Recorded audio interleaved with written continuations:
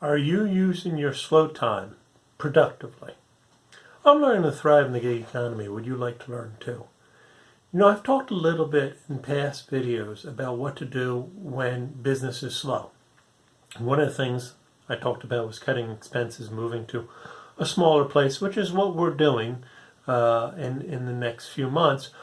And I've talked about perhaps decluttering your house by getting rid of things, by taking them to the consignment shop, pick up a little extra cash.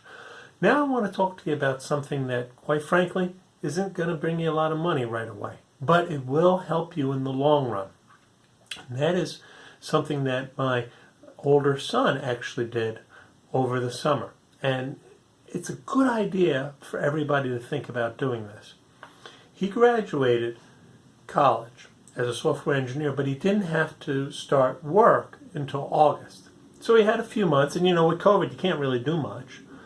So what he decided to do was he put together his own project online using his software skills. And it's called langmap.me. And what it does is it's a global map, and you put in any language you want up top, and it shows you the countries where the language is spoken. So for instance, in this case, I put in the Chinese language Wu, and obviously most of the people speaking Wu are in China, some 80 million people. But what's interesting is it also shows that there are people down in Australia, in Japan, United States, and Canada that also speak it at different levels. For instance, in Japan, there's only 7,000 people speaking the language. It's an interesting project, and it's useful, and he promoted it on his LinkedIn page because what he wanted to do was he wanted to show employers, his current employer, but also future employers, some of the skills he had developed. Now, is this going to bring him money? No, he's trying to get donations for it, and who knows, maybe he can monetize it at some point. But the fact of the matter is, he used that downtime during the summer, during COVID, when he couldn't go out and socialize much, to work on his skills by building a project that illustrates to the world that he does have these skills. And as I said, he put it on his LinkedIn, he promoted it in his social media, saying, this is what I put together. Now, he's gotten some feedback on LinkedIn, he's gotten some feedback through emails about the map, and it shows that people actually find it very interesting.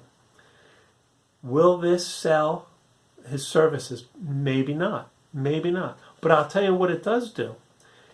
It helped him get better at the skills he was practicing. So the next time he wants to do something, he'll be one step further.